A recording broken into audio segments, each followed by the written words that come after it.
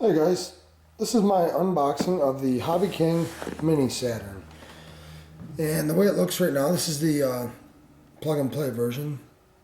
It's got a 27-inch wingspan, or I'm sorry, 22-inch wingspan, fuselage length, 27 inches.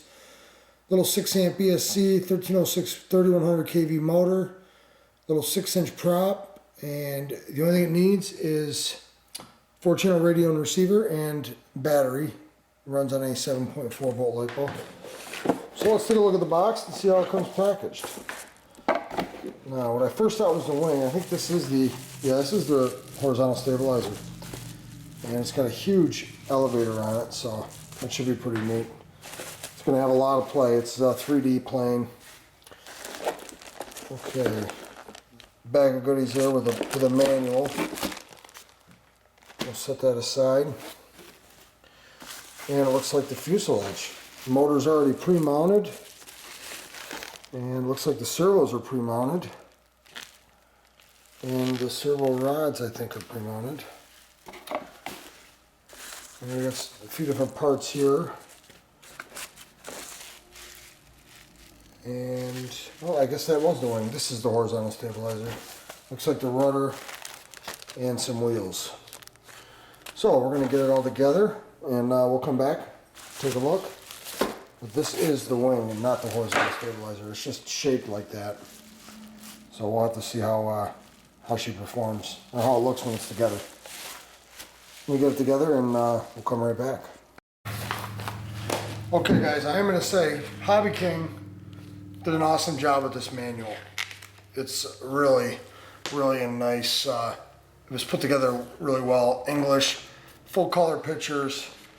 And it doesn't look like it's that complicated to put together. I think this is for beginners and you know, experts alike. So let's get it together and we'll see what happens.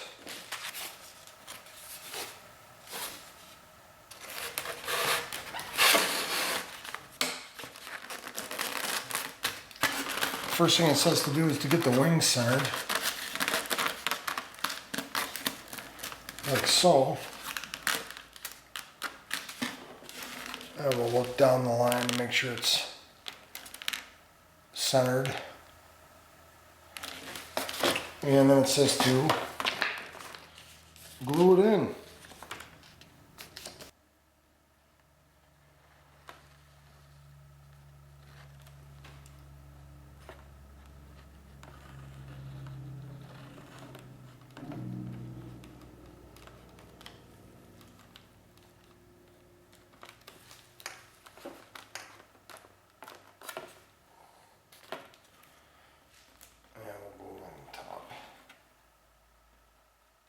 Small bead.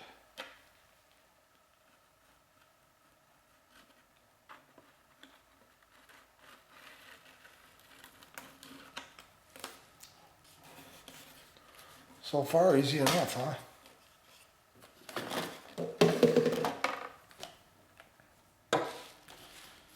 And the next step is the tail. One thing with this bubble wrap, guys, try to carefully do it because you can break the styrofoam.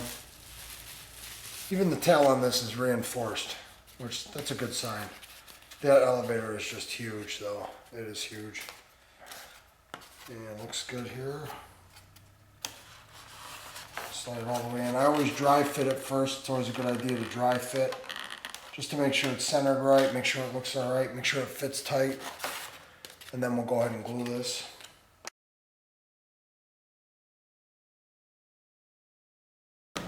And we'll check it just to make sure it is perpendicular and straight. And that looks pretty good right there. Give that a second to dry. And we'll see what's next on the list. There.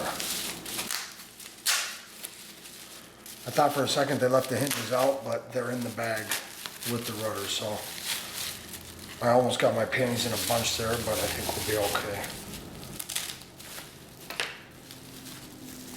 Alright.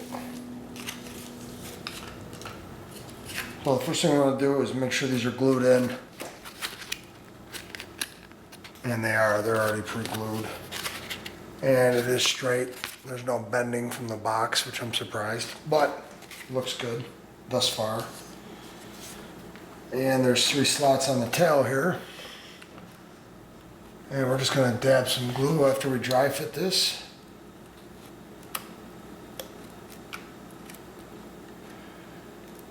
Yeah, always a good idea to dry fit, guys. And it says leave an 1/8 of an inch so the rudder has complete freedom of motion. And we'll pull that out a little. Just drop a dab of glue on each one.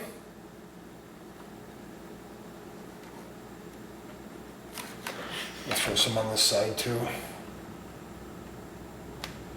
Make sure you guys are using foam safe CA. This is the UFO stuff, it's foam safe.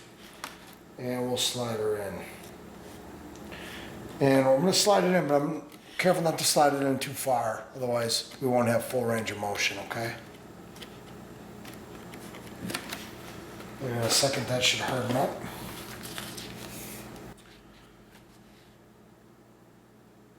Next thing is the winglet, which goes onto the fuselage. And we're going to glue that. Just this piece right here. Little foam safe CA.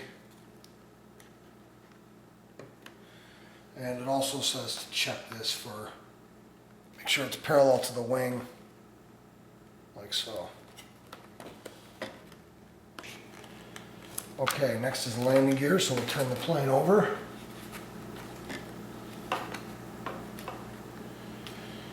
And these look like our landing gear mounts right here, if you can see them.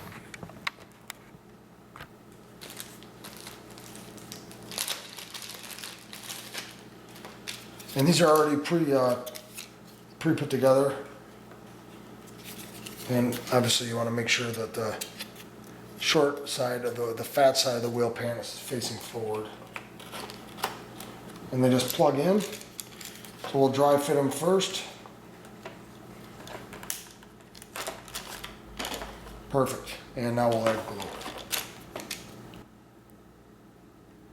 And it says to add a couple drops extra around the base. So that's what we'll do.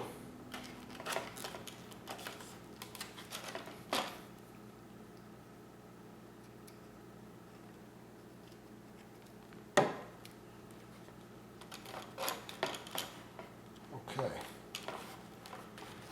And there they are, guys. Nice and straight. Everything looks pretty good. We just about got this thing together in about 5 minutes. Not bad. Now we'll see how much the controls are involved here, which I don't think they're bad at all. And okay, guys, the next step is to take the top off here. And now this is the plug and play version, so it already comes with the motor and speed controller, which we're just going to pull that out. It's a little 6-amp speed controller. And the top is magnetic, so it just goes on like so. So we already have our channels wired up here. And we're going to see what goes to what, and we're going to run these. After we get the servos connected, we're going to run these into the receiver, which I think it might be a little oversized for this plane, but we'll see where that takes us. And we'll be right back. Alright, to show you guys how we got to hook these linkages up, as you can see, we have the control horn here on the aileron surface, and we have to run it up to the servo horn. And we only have about a distance of about 4.5 inches to go. And I'm going to show you guys how to make the control rods. They're sort of a pain, but they do work. And using a piece of carbon fiber that they give you, you're going to put a piece of heat shrink tubing in one end. Just hold it on the end there, leave it loose. And you're going to take a Z-bend piece of wire and you're going to put it in.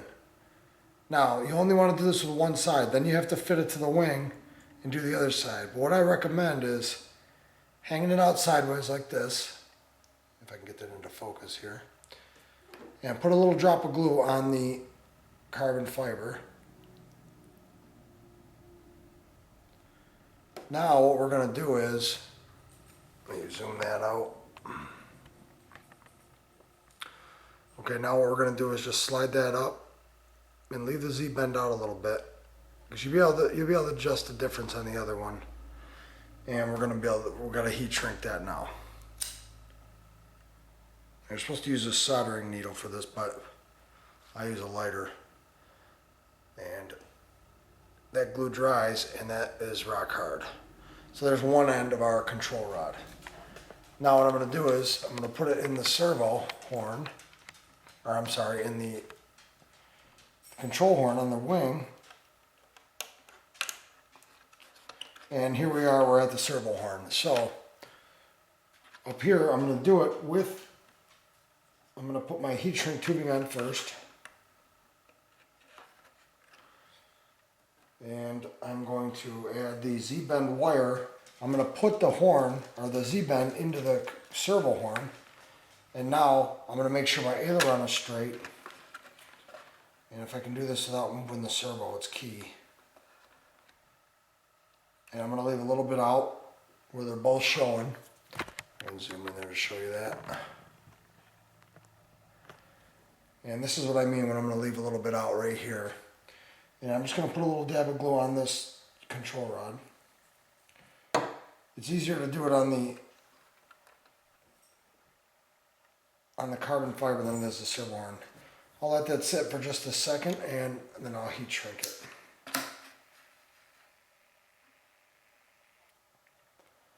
And just like that,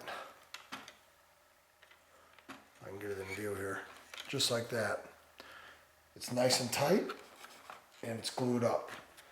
And I might have to trim these I might have to trim the ailerons just a hair, but it won't be bad at all. That is the ailerons in this build, and how to control, or how to set them up. We'll get it powered up, and we'll go from there. Thanks for watching.